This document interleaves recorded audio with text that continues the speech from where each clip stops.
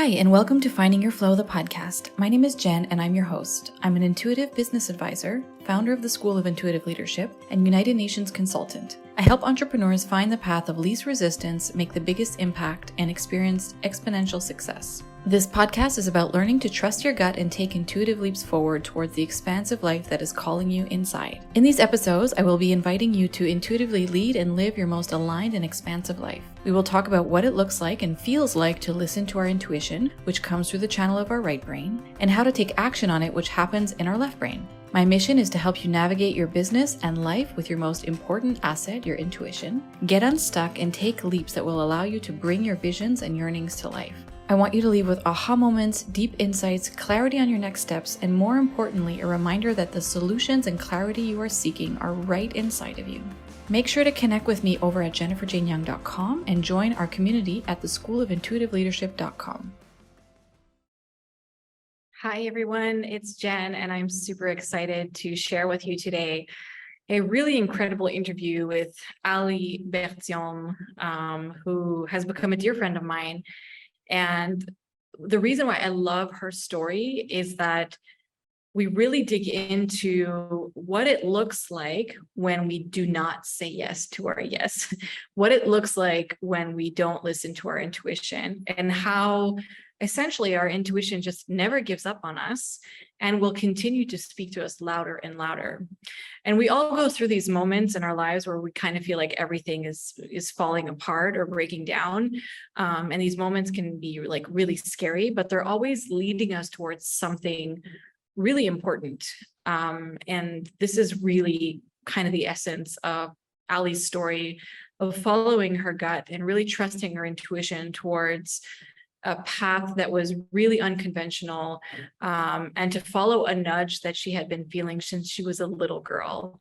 You're gonna love her. She's friggin' hilarious. She's one of the people who makes me laugh the most. And her book, which we dive into in this episode, Dear Universe, I Get It Now, is just so incredible. So you're gonna learn more about that as well. So let's go see Ali and enjoy the episode. Sometimes we say like really awesome things before actually doing the interview. Or say awesome things the whole time. I don't know what you're talking about. It's already starting. Right. You take this clip right now and use it. Yeah, this is it. This is the podcast, and we're done. My neighbor's knocking. Just a moment, please. We will be back in a second. I think he's done. All right. So what could they need you for? Is the house on fire? Or do you want to go check outside? No, they're doing construction. They just decided they're going to hammer something into the wall. Oh, okay. And when things are easy, that's usually when we have. You see the bird? Yep. Look at him wagging his tail. He's like, I want to be in the podcast. He's like swinging on my rope. That is so cute. Mic drop. Out. This is the book, and we're done. Go to her website. Go get it. Go get it. Love it. Review it. Buy more for your friends. Well, my dear Ali, I'm super honored to have you here. And I actually almost had a panic attack last night, because we've had a hard time getting this in the books. We've rescheduled a few times, right? And then last night I had a major power outage, and I was like, fuck no. If I have to go sit beside Starbucks with my dogs in the car because I couldn't leave them alone because there was no AC, they would die of heat. If I have to go sit beside Starbucks and like piggyback off the Wi-Fi to interview Ali, that is what is going to happen. But the angels came in. Yeah, okay. I got power again. So I'm super happy to be here with you. You are literally one of my favorite people who was connected to me through one of my favorite other people, Megan. And we share so many common passion around writing and books and publishing and all that stuff. And I'm excited to talk about, obviously we're doing this special series right now called Say Yes to Your Yes, How to Trust Your Gut and Take the Leap.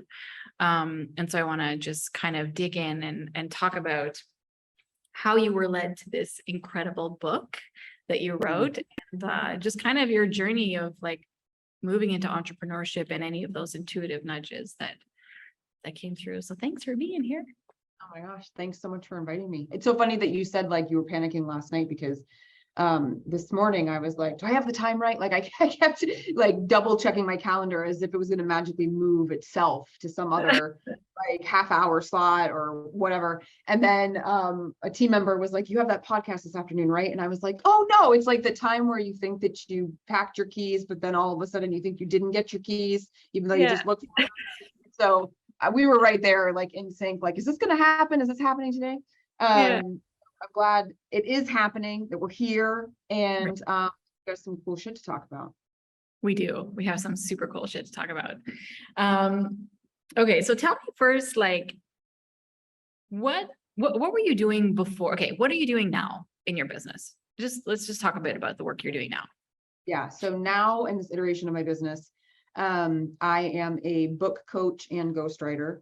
And that's predominantly working in memoir. That's the space that I like to play the most, though I will help clients with, you know, kind of more prescriptive nonfiction or self-help motivation. That kind of personal development space is kind of my jam, which makes sense. It's closely related to memoir, really, when we think about kind of the psychology of humans and their journeys and what they go through. So I like to say that I'm a writing guide, ghostwriter, and girlfriend all rolled into one.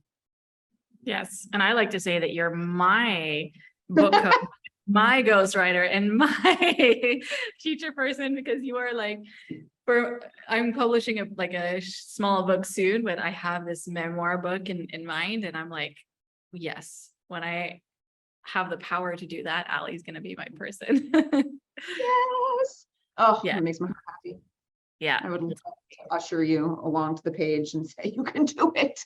This is going to be awesome. Because that's pretty much what it's like. Yes, exactly. And I like so many times I've thought of like, if I can just bring in like a giant contract that could like float me for the rest of the year, I'm going to hire Ally and just play with this book project for like the next year. It's like my dream to be able to like pause everything and everyone and like just do this. So yeah, I think we both have Me the same. too. I would like to do that too for my own books. Because it's very hard to write your own books when you're working in everybody else's, but I do love it. Yeah, I imagine. So how on earth did you get to this work? Like, what were you doing before? Oh my gosh. I feel like the better question is, what wasn't I doing before? Really, I felt like there were so many different stops along the way. So the Cliff Notes version, right, is that I really felt like I was born with a calling to be a writer. I mean, I knew by the time I was 5 that that's what I wanted to do. I wanted to write books. I wanted to do something with books, but predominantly I was thinking I wanted to write them. And flash forward however many years, I did get my undergraduate degree in writing. I got my graduate degree in writing. And so I graduated with a Master's of Fine Arts in creative writing, but then moved back to Vermont, where I originally was born and raised, was in a relationship at the time. He wanted to be here. So I was back in my home state, and there wasn't really anything wrong with that from a social, familial perspective, but not a really awesome place in terms of having a career working with books, while here. There weren't a lot of, traditional publishers based in Vermont. There weren't a lot of publishing houses, generally speaking, small or otherwise. And at that point, those were the only understanding that I had of what I could do with my degree. And part of that was really bad on my master's program. They were very focused on only telling us that there were certain things we could do with our master's, and they really weren't thinking outside the box. So it was like, go work for a publisher, work for a small independent kind of college press, or like be an adjunct professor and never make any money. Those were like the outlets. Right. And so it was like, if I just compared those up against Vermont's kind of job landscape, it was like, these don't exist. Right. And so I found myself in this place of like, how do I use the transferable skills, or what are my transferable skills to get employment? My student loans are going to kick in, like I have bills, and so I started off in a nonprofit that was focused on preventing child abuse. huge worthy cause. It's still, you know, something that I care deeply about. But I hated every moment of the job that I had, which was teaching technology safety to students and parents and teachers across the state. Dear And Lord. I was just like great presenter, and that was fine, but just I did the same thing over and over and over again. I traveled all over the place and it just wasn't for me. From there, I moved into an academic publisher, the one and only that was like hidden in some building in Burlington, Vermont. But I was only there for 3 years because they got acquired, and then we all got let go. Okay. So I lost the job that I loved. And then from there was in a law firm, and then from the law firm over to a software company. I mean, so literally like ding, ding, ding, ding, ding. It was just like this pinball going around trying to figure it out. Mm. Over the course of, I would say, about 5 years, all these different jobs within 5 years, just trying to figure out, like, maybe I'll be happy here. Oh, maybe I'll be happy here. Maybe I'll get to advance over here. And there was always this promise of advancement, or, well, your role can expand, or we'll give you something else, or we're trying to figure out where you fit, or all kinds of different reasons and things. And they just never kept their promises. They never got to a place where I felt deeply satisfied or fulfilled, or that I was doing what I was supposed to be doing. There was just always this discontentment. I'd always start really hopeful and energetic and enthusiastic, and I would land in this place after a certain period of time when I was like, this isn't it. I'm meant for something else. So I would say that those feelings that I would always come to was definitely the intuitive nudge, like, Yeah. newsflash, this is not where you're supposed to be. Like, Yeah. but I Over didn't and recognize that over. that's what that feeling was until much later. Yeah. I just thought, like, I'm just really hard to please. Like, I thought that it was me, that like I've got too many big dreams, and I'm way too enchanted with this idea that like I'm going to grow up to be a writer. I'm, you know, I really felt like something was wrong with me. Yeah. And then at that last stop along the way, the software company, it was like the perfect storm of personal and professional things that happened that kind of ripped the rug right underneath me. And the universe kind of like dropped me on my ass and said, will you just get it already? Yeah. And that is kind of where we ended up jumping onto the entrepreneurial path. I love it. Although it's excruciating in the moment, I love how intuition just keeps coming back to, like, first it's like a gentle, like, hey, Yeah. and then it's Yeah. like a little harder, and then it's like a slap in the face, and then it's like a kick in the ass, and then the kick in the ass is painful, and we're like, why is this so painful? But it's because we weren't getting it before. And I think, you know, it's interesting because I had such the same experience as you, you know, growing up, or like trying to become an adult. Before I was an entrepreneur, I always felt like I was too much. I always felt like my visions, my dreams, the things that I wanted were too much. And same thing, I was always landing somewhere like super excited at the beginning, and then being like, "Burr, burr, burr," feeling Yeah. really bummed out. Yeah. But I think it's important to note that those scenarios when like you keep hitting that wall are actually really important, because it's the process of elimination. And that's how we get to like peel all the layers of things that don't work and just finally get to the core, which is the thing we're meant to do, the thing we've been like feeling called to do for such a long time. And it's like the thing that just runs through our veins. Like that's what we're meant to be doing. I'm curious, because you were saying like you've always known that you were meant to be a writer. Like what was that feeling, that like when did it start? And because for me that's clear-cut intuition, like telling you what you need to be doing. So I've looked at this different ways over the years, because since jumping onto the entrepreneurial path, I've definitely gotten more in touch with my woo side, or my spiritual side. And I've learned more about myself from a human design perspective, from a past life perspective, from a kind of auras and essences perspective. And so through all of that kind of like inner inner learning, I'll call it, I came to realize that I'm what they call claircognizant. I Mhm. just get like whoosh, downloads, like boom, that's it. And I think that's probably what happened when I was young and there was just no language or understanding for it. I loved to play dress up and I loved to create stories using characters from movies and books that I already loved. When my sister wanted to play Barbies, she wanted to dress them up and walk them down the runway as if they were in a fashion show. And I couldn't have been more bored. I was like, please, can they have dialogue and conflict and be really dramatic? Because that's what I want to do. Like, I want Ken and Barbie to be on a full-on argument because Ken was doing something real dumb and Barbie's not happy about it. So I think storytelling was always kind of a part of something that really spoke to me. Characters spoke to me. I fell in love with books and movies really easily. But I think it was when I was 5 and I got my very first black and white composition notebook in school. And we had designated time, every week where we were practicing our own letters and writing. And then we got to illustrate our own pictures, that I was just in love. Like, I just loved doing it. And, similarly at that time, I was really obsessed with the Ninja Turtles, but the boys in class wouldn't let me be a Ninja Turtle because I was a girl.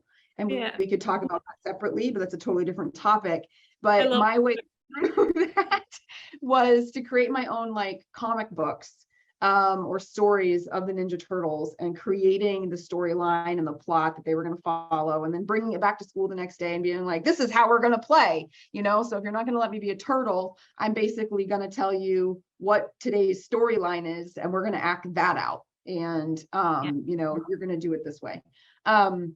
So it was just always the thing that felt right, that lifted my spirits, made me feel whole or fulfilled.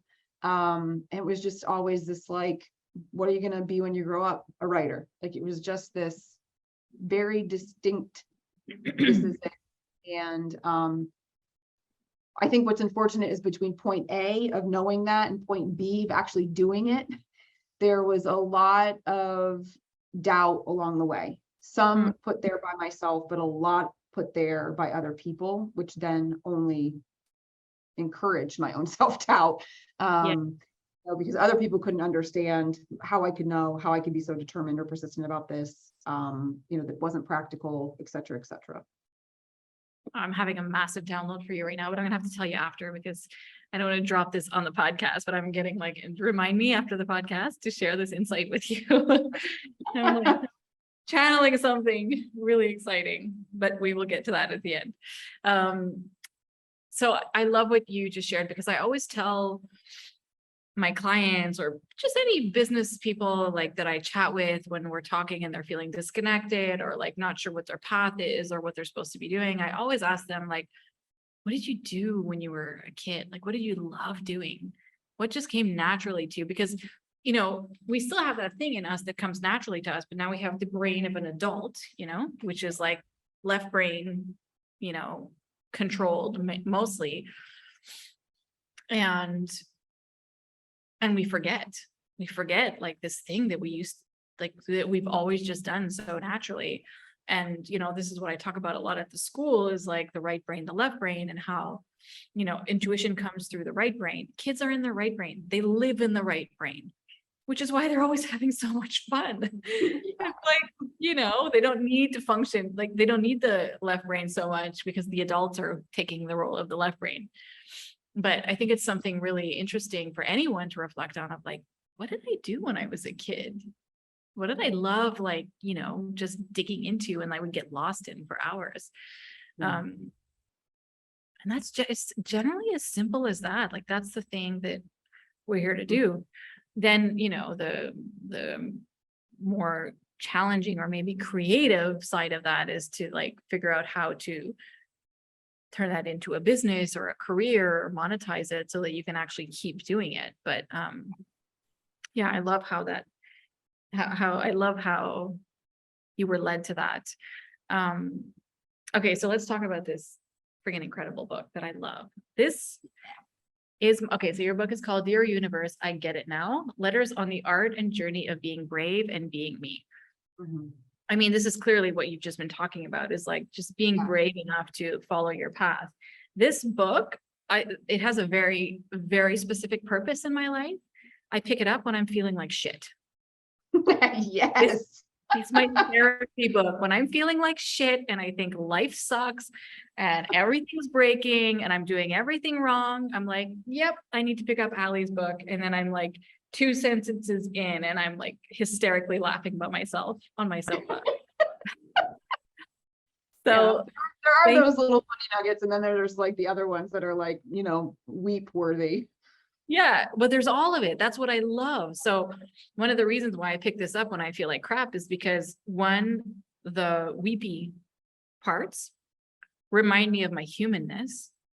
Yeah. Of like, oh, right, I'm not broken. Okay. It's okay that I'm feeling like, a mess right now. And then all the funny parts are just, I mean, it's your humor. I love it. I loved particularly about when your son called you a big penis or something. Oh, yeah. Yes. True. He did do that. Yeah. Yeah. He's evolved to grumpy mommy. Oh, Why well, are you being grumpy mommy? And I'm like, I'm not being grumpy mommy. I'm being mommy who's repeated herself 4 times and I'm now tired of repeating herself. That's who I am in this moment. I mean, grumpy mommy is a good evolution from big penis. It is a good evolution. I think probably because over time I've had to have a lot of conversations about how we use our words in public and other places, and also about our bodies. A lot of body talk in the last few years since the penis name. Yeah. Anyways, this is like so good for the soul, this book. So why don't you share a little bit about this book, what it means to you, and how you were led to it? Like what was that nudge? What did it feel like? What did it look like to write this book? Yeah, so I guess I'll start by saying that this book is like my whole heart. I mean, and I think probably every book will be my whole heart in one way or another, but it's my whole heart in that somebody once called it a love letter to writing. I think that is partially what it is from my perspective as the person who's lived this experience, because honestly, this whole kind of being brave and being me, for my own sake, the being brave and being me was to become the writer I always knew I wanted to be and knew that I should be. But for others, what I'm hoping that they're getting out of it is not that this is a love letter to writing from my perspective, but that they feel a little bit stronger to be brave enough to be themselves. Because I don't think I'm the only person who had a distinct thing in their childhood that they loved to do that they've since stopped doing. That might be a clue to maybe some happiness or fulfillment or direction that they need right now. So, it's my whole heart, because it's like, it's a 30-year dream in the making. And it really is the 30-year dream in the making, because I was 5 when I knew I wanted to be a writer, and I was 35 when this book came out. Wow. Coincidentally, my son was 5 when the book came out. So he was the exact same age that I was when I first had the dream to write a book. And when he came home, I had him that night, because we're, a divorced family. I have him half the week. He came home the same evening that the first proof had arrived, or maybe it was a couple days later. And so the proof was sitting on my desk, and his eyes just like lit up, seeing this book on my desk, because he could see my whole face on it. Right. And he was like, "Mommy, what is this?" I mean, he was just like it was magic. Like I was in 2 places at once. And I said, I've been writing a book. Well, this is Mommy's book. And he was like, "I'm going to grow up to write a book someday." Aww. And in that moment, I was like, this right here. Like, this was not my original intention for the book, but I had completely overlooked the power that this book would have, not just for myself, but for my son. Because I was the kid that was told for a little while that I could write the book, because as a child, it was an okay dream to have. As I got older, it was not realistic, right? But now here I was at 35 with my own book, able to say to him, "You can do this if you would like when you grow up." Like, no doubt, no anything from me. Like, I'm not about to squash your dreams here. And that's also a little bit of the whole message of being brave to be you, like not letting anybody stop you from persevering on something if Yeah. it really means that much to you, or not dimming your own light because other people don't get it. Yeah. It's so difficult to be different, or Yeah. to be different, or whatever it is. But in terms of like getting there, like getting to this book, I mean, honestly, it was like, so I alluded earlier that the universe pulled the rug out from underneath me, and that's what caused me to go on to the entrepreneurial journey. So let's just say the Cliff Notes version is that in 2017 or 16, when I started at the software company, a series of things happened. One being that my marriage started to fall apart, two, that I miscarried my second child. And then shortly after that, we separated. My grandfather died somewhere in there, which is not necessarily as important, but it was just like this domino series of just horrible shit, Yeah. hard adulting shit to deal with. Yeah. Yeah. And then on top of that, the job that was the only thing that felt like it was left standing started to kind of go downward. Like all of a sudden, like they pushed off the promised promotion by 6 months. Then there was something else that happened. And then before I knew it, I was being pulled into a regular meeting, but told that I was more or less being demoted, even though I was the lowest person on the food chain. Okay. I think they just didn't want to fire me because they didn't want to play me unemployment. And they were hoping that by like taking away responsibilities that I would just quit. And they also changed my supervisor to somebody that I didn't want to be supervised by. But because I am who I am, I dug my heels in and I said, well, I'm not leaving until I've got something lined up. Like that was my internal dialogue. Right. And at that point, with that being like the last straw, like the last thing of my world to be standing, now not standing any longer, it was like there's only one direction to go, and that was up. And I didn't know what up meant, but it was this kind of, okay, I gotcha. All of that nudging that you've been doing prior to about jobs or relationships has now come full force, knocked me on my butt. And what do you want? What do you want me to do? Because obviously this marriage wasn't it. You know, parenting was only going to go so far, apparently. You know, what are you doing? What's tell me. I give myself up to you to guide me. And it was like when I decided that traditional routes and avenues in any area of life were not my thing, that was when everything lined up.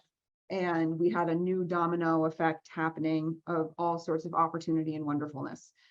I mean, all the right podcasts and people and advice and encouragement, all of it just kind of zing, zing, zing, zing, zing. I mean, it was like each day was like a new fascinating piece to a puzzle.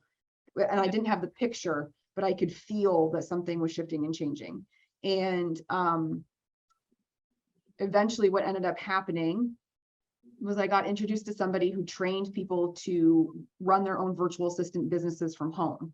And I had never heard of a virtual assistant. I had never considered remote working or starting my own business. Like I just knew that a 9-to-5 wasn't for me. And I didn't know what that left. But when she told me, well, you can make a whole business from writing and you can get paid, I was like, shut the front door. I went and got a master's of fine arts, and nobody said to me that I could make an entire business from writing and get paid.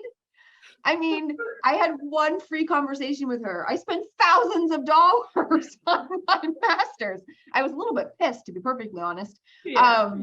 But she said this one thing, and again, download, boom.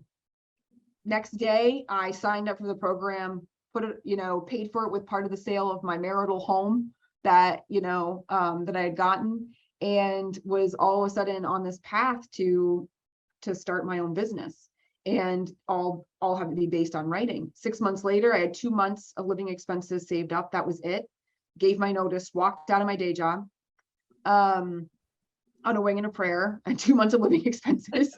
And said, well, sink or swim, baby. Like that's where you're at. Like you've got two options. And about 10 days later, after being out on my own for the very first time, I flew to Missouri to meet this woman who was running this program. She was running a live event. I wanted to meet all these fabulous women that I had been talking with online. And when I was sitting there, listening to some of the other presenters, what came to me next was that the first iteration of my business, which was content writing and copywriting, was not where I was meant to end up. This was just a place to start. And as I listened to these women who were up there, they were these fabulous, wonderful, successful powerhouse women, and they were weaving in these stories of trial and tribulation. You know, one of them had been robbed at gunpoint while working at a bank, and, you know, went down the road of PTSD and mental health challenges to the point where that actually broke open what she was supposed to be doing in the world. And now she was doing something entirely else, like, you know, not in the family business, working at this bank. And this other woman, you know, talked about how her mother never wanted her and made that very obvious. And yet what you could see was that where these women had been had contributed to who they had become and how successful they now were, right? And I just knew in my heart of hearts that what I was meant to do was to help women originally. Now I've broadened it, but to help people tell those stories, to share those, you know, vulnerable, messy life moments, and inspire other people. And so I was like, somewhere along the line, I'm going to get to the point where I'm a book coach and I'm a ghostwriter. But I can't really say that I can do these things without doing it for myself.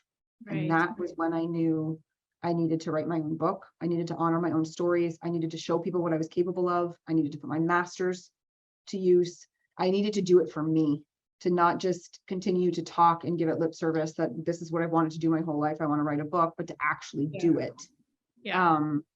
And so I went home, and I think maybe 2 weeks later, I kind of knew that I needed to write the book. I didn't know anything else about that, but I woke up having a dream of the words "Dear Universe" in a black and white composition notebook. And that was it. That's all I knew in the beginning. So one of the things I wanted to highlight about what you said is that the sink or swim thing. If anyone listening ever doubts if they're meant to be an entrepreneur or not, entrepreneurs always swim. We never sink. And this is something that I've learned. Like, we are so perseverant and we have so much stamina, and we just know that we're not meant to be in any other world than this world of entrepreneurship. So it's always, the choice is always swimming, I feel. So I just wanted to highlight that if ever someone's like, I wonder if I'm supposed to still be an entrepreneur. Well, I mean, I think when it goes to that, it's like there will be moments where you feel like you are sinking, but think about the alternative, which is to go back go back to the place where you were before. You'll realize that it's an alternative.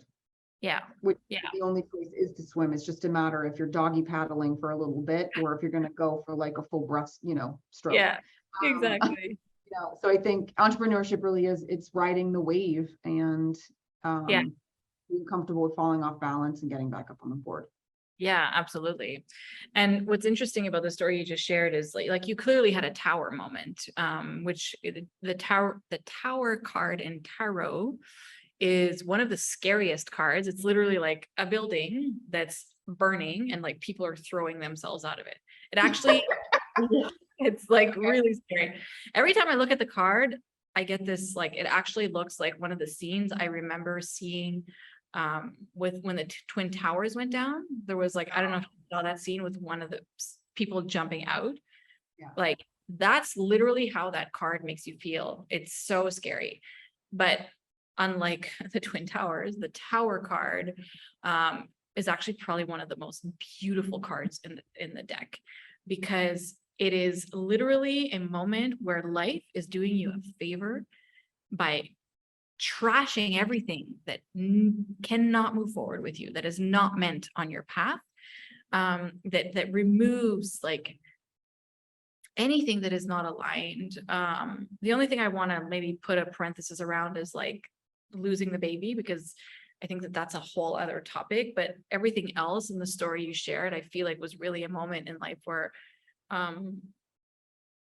you were being invited to shed and like start new again. And that's really And probably if all of that would have not, actually, it's not probably, if none of that would have happened, if you would have not had the tower moment, this book would not exist.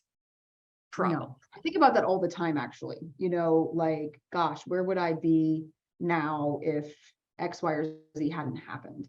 And I know you put the baby in a parenthetical note, but I'll share something that everybody has a different experience and everybody has different beliefs. But what I found interesting was more recently, I actually had a call with a medium, and I asked if it was possible to connect with that lost child. And I didn't know if it was, because I wasn't far along in my pregnancy when I miscarried. Right. But we were able to connect with them. Wow. And what was interesting in what the medium was able to share with me about connecting with them was that that wonderful little being was able to say to me, it wasn't my time. It wasn't right for me. Right. We Which weren't wasn't right for you either. there was something that wasn't right about our timing. Yeah.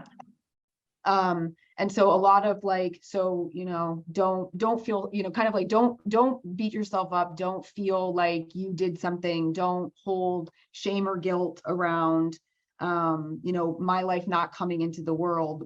It was not meant to be.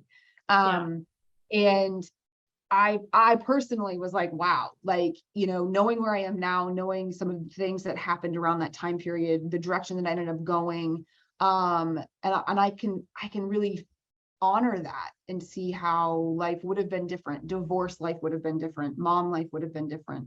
So many things would have been different and harder and maybe less possible if I had two little ones, Right. under two, to care for. It might not have been as easy and safe to have walked out of a day job with 2 months living expenses if I had two little ones. So I think that there is something to say for it being a full-on tower moment in all of the things. And while it's still extremely, bittersweet in August, around the time of the anniversary when that little one would have been born, I definitely believe that there is a blessing even in the worst of our experiences. If we choose to look at them and try to find them. It doesn't mean we're not angry. It doesn't mean that we don't need to figure out how to heal or make peace, or it doesn't mean that, miscarriage doesn't suck, or sexual assault doesn't suck, or domestic violence doesn't suck. I'm not suggesting that we are meant to experience pain necessarily, but just that I think there is a greater plan. I don't know how those things fit together, but I think that there's a greater plan, and I think that we're given the invitation to find some sort of meaning out of our pain. I totally agree. And I can say from my experience that all of the trauma that I've gone through in my life, particularly when I was younger, is what allowed me to understand my gifts. It's through that trauma that I saw my gifts. And I totally agree with that. And I think it's, like you said, we always have a choice of the perspective. And to see like the why behind things that are happening for us. And it's always to lead us towards something else or something better. And that's how intuition works. Intuition is not like, it's not there to make us suffer, but if we don't listen to it, we will suffer a little bit, And I think it's just a question of getting used to like trusting it right away, listening to it right away. Which is the thing that we don't do very often, because our left brain kicks in. It's like, no, don't do that thing. You're going to die. When really, no, when you do that thing, you're going to expand and you're going to grow and you're going to experience all kinds of wonderful things. So I love this. And I'm curious, are you being nudged towards another book? I know that, okay, what a stupid question. Rewind. Clearly you're being nudged towards several other books, because I know you. What is the next one that's tugging at your gut? Yeah. So right now I'm co-authoring something with a power partner. I wouldn't say that that's tugging at my gut, but more like we hit it off in a conversation. We started to riff on an idea, and then we thought, oh my gosh, this would make a really great book. So it's in the nonfiction space, and it's to help other writers and authors kind of figure out what they need to know about writing a good book that will sell before they're actually writing it or while they're writing it. So I'm working on that, and I really see that mostly as like a good kind of business marketing activity. I wouldn't say it's a passion project. The next book that's really kind of tugging on my heartstrings is another memoir, because that's my jam. And it's loosely titled right now, When I Die. And that's kind of a coined phrase from a woman who is going to be a main character in this memoir. And she was introduced in Dear Universe as Lonnie, who was my daycare provider. She shows up in the chapter where the kind of racist thing happened on the playground, and I get into trouble. For those listening, I was not being racist. I was trying to protect the person on the playground against the racial slur, but I got in trouble. You'll have to read the book to figure out what that means. But Lonnie was there at the end of the day to process through with me kind of what had happened. And then she appears again later in the book when I stand up to be recognized as a rape survivor in grad school. She's there with my mom and my sister. So she's this very important character in my life. She only gets a little bit of page time in Dear Universe, and now she's going to get a whole book. But Lonnie had cancer. She got cancer the first time when I was 12, and the cancer came back a number of years ago. I might have been pregnant with my son at that point, so this would have been 6 years ago at least. And we kind of knew that this time probably she wasn't going to beat it. So it was a really long handful of years that she struggled. And but my whole life, especially when she got cancer the first time, she would start these conversations with, Alyssa, when I die. When I die, so and so can have this thing over here on the wall. When I die, I think I want, X, Y, or Z. And it was, I think, her way of like kind of normalizing that none of us are going to live forever. And I think once she got sick the first time, I think it was a way of really trying to work out what she wanted for plans and to have her wishes known. So Lonnie passed away from cancer January of 2021.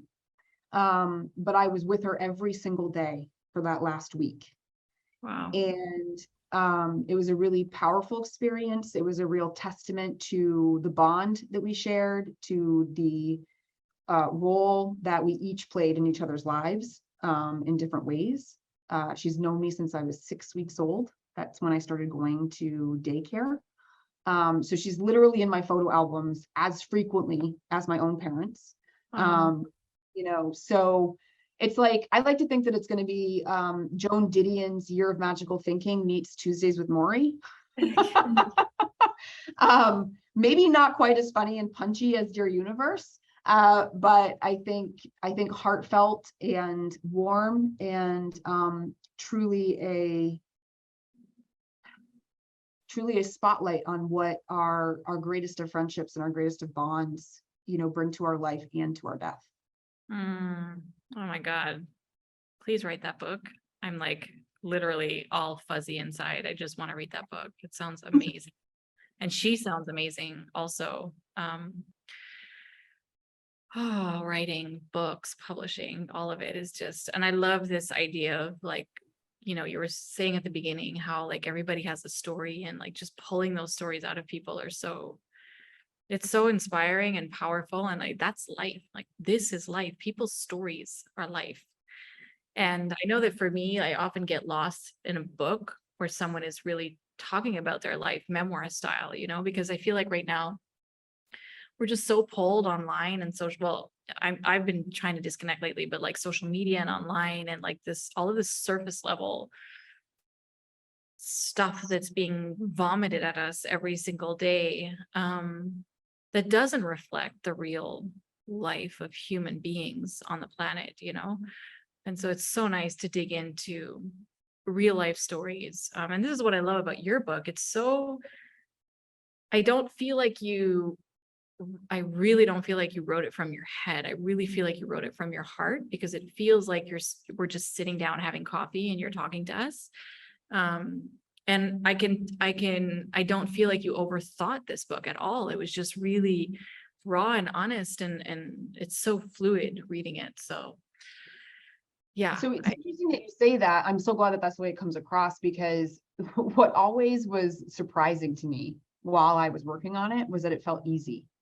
Yeah. And I was like, I was pretty sure for a while that since it felt so easy that it was going to be complete crap. I'm not going to lie. Like, I was expecting to struggle once I got going and feel like I didn't know what I was doing and that this wasn't really powerful. And what was interesting, it was like I struggled before I got going, and then once I got going, I didn't struggle anymore. Yeah. So for me, my fears, my doubts, my imposter syndrome, whatever it was preventing me from getting further along.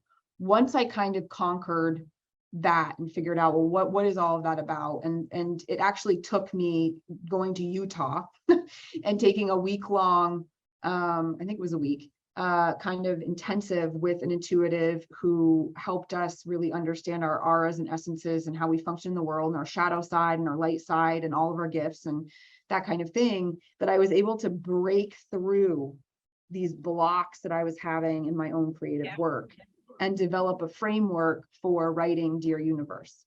And so I worked on this framework while I was there, and then I followed my own framework throughout. And once I got going, I was just like, this feels right, and this feels right, and this feels right. And by the time I got done, like the first draft, I remember thinking, I think I've got something here. I think maybe this is going to be good. like there was like this little inkling of doubt that entire time that I hadn't quite acknowledged until I was done the first draft. And then I thought, no, I think this is actually going to land with people. And you know, when I started to send it out to beta readers, or the person who did the manuscript critique, eventually the endorsers, like, you know, every single person, you know, they were just coming back and they were like, oh my gosh, this part hit me deeply, or I love the way that this sounds, or oh my gosh, I can't wait to share this with so and so. And it's continued to be like that. It's this special little gift to the world because people lean in, and you know, you've compared it, I think, to a you know, chat, or like getting a hug. Somebody else compared it to sitting down with like a warm cup of tea and a chocolate chip cookie fresh out of the oven. What a good analogy for that book. Oh, you know? And so like these things, like they fill me up, you know, because I never wanted it to be, I wanted it to be an easy read, and I wanted it to come across easily, but not because it was superficial or lacked depth or meaning or anything like that. Yeah. And I think that's such a good point. Like, oftentimes we make our lives more complicated by not just following the flow of something that comes easy to us. Like, we're like, oh no, that was too easy. I need to make this way more hard because it's not supposed to be this easy. But the thing that is just meant to flow through us is easy. And I just experienced this writing my book right now. I had been working on a book for like 15 years. Seriously, which never came out into the world. And every time I went back to it, I hated it. And it was because I was overthinking it. I was trying to write a bestseller, essentially, which was like worst thing ever, I think, to worst way to approach writing. And then this year, when I was prompted to write a book through a project that I was in, I was just like, what do I love talking about? Intuitive living, like leading business and life intuitively, intuition, and then what that looks like. And I was like, I'm just going to write about that. And because this project was like a simple, like it was meant to be actually like a lead gen book. I didn't overthink it. She was just like, just write what you know, like write what you love, what inspires you. And in like 2 months, I wrote the book, and I was like, and every time I go back to it, I'm like, I fucking love this book. It is, I love it. It feels so like rich and deep and true and not manufactured at all. It really feels like it channeled through me. And I'm actually like, I've actually allowed myself to take a little bit more time with it, because I'm like, there's so much more I want to say about this. So I think that we forget how easy things can be. So yeah, we don't have to make our lives so hard and so complicated. And so I love that it felt easy to, after you went, like, this is a thing again. I know I'm a little bit obsessed talking about the brain, but I really nerd out on like physiology and all that, anatomy and all that stuff. But you never see kids get creative blocks. It's That's actually right. the opposite, right? You have to stop them from playing, because they have to go off and, do left brain stuff like brush their teeth and go eat dinner and stuff like that. But they don't get blocks because they're in their creative energy all the time. They're in the right brain. And so I actually think that when we get creative blocks, it's just because we're spending too much time in our left brain. We're just overthinking stuff too much, and we're not playing enough. We were talking about this when we started, just like play and having fun, and we forget about that. So yeah, I'm so excited for your next book, and super excited to share this episode with everybody, because it's a really perfect example again of what it looks like when we say yes to our yes, which is our intuition, what it looks like when we don't, because I talk about both of those things all the time, and both are necessary for us to learn to get to know our intuition and know what is intuition and what isn't. So yeah, this was so great. We're obviously going to share all your links and all your wonderful things in the show notes, but is there anything you'd like to share about just kind of what you're working on, what you're supporting people with right now, or how people can work with you if they want to explore writing or something like Yeah, that? so I would say if people want to have a kind of longer conversation one-to-one and talk about what they're working on and how I might be able to support them, then signing up for a coffee and craft call with me would be the best avenue. But if there are people out there who are looking for writing community, writing time, accountability, and they're looking for a little bit of instruction, then I would really suggest people join my writing bar.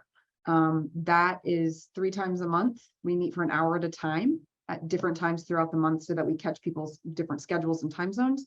And we always have 15 minutes of writing instruction at the top of the hour, 30-minute writing sprint in the middle of uncensored writing. You just write. And then 15 minutes on the other side. That's, I'm calling it pop seat coaching. Because I don't like laser. We're not beaming anybody anywhere. And it's kind of like a pop quiz. You don't know if you're going to be laser coached until you're there and I call on you. Right. So, Okay. So instruction, writing time, and coaching. And everybody's working on different things in there. It's really mostly about the writing and the practice of writing and sharpening your skills and not getting in your own way. I love that. That sounds so fun. I'm like, I need to be in that thing. Why am I not in there? What did I miss? I missed the boat. What the hell? Yeah, and it's super, super, super awesomely priced. It's $27 a month, or it's $259 for the year. I mean, Wow.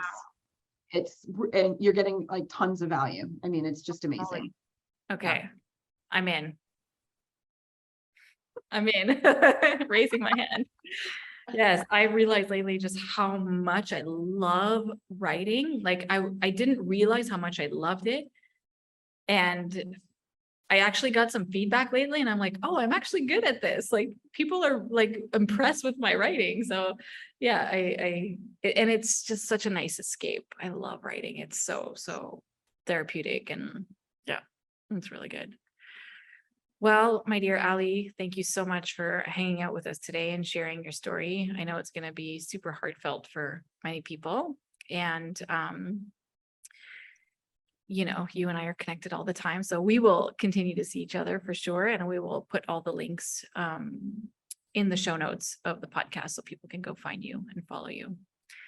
So thank you so much. Thank you for all your wonderful questions. and for being such a lover of Dear Universe. Oh my gosh, you're like my stark raving fan, and I want to duplicate you all over the globe. I mean, I can do a photo shoot with your book if you want. I'd love to do that. Next time you pick it up, I want you to pose with it all crazy like and send it my way. Next time I go to the beach for like a co-working day at the beach, I'm totally bringing the book. We're going to do that. Awesome. I actually dressed it up in toddler's clothes when it turned 1. I don't know if you saw those on Instagram. You'll have to probably go back a ways, but I borrowed my niece's like unicorn headband and her tutu. Yeah. Literally dressed the book up like, you know, how parents do like when their kid turns. Yeah. So put it in a bathing suit. I bet you Dear Universe look great with a bikini top. Just saying. Oh, some sunglasses with a hat. Okay. Maybe a colada next to it. Yeah. Yeah. Oh, tequila. I'd be going for tequila for the book. That's cool too.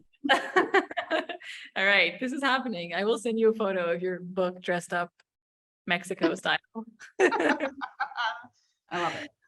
Oh, thanks, my dear. It was nice to have you. Thank you.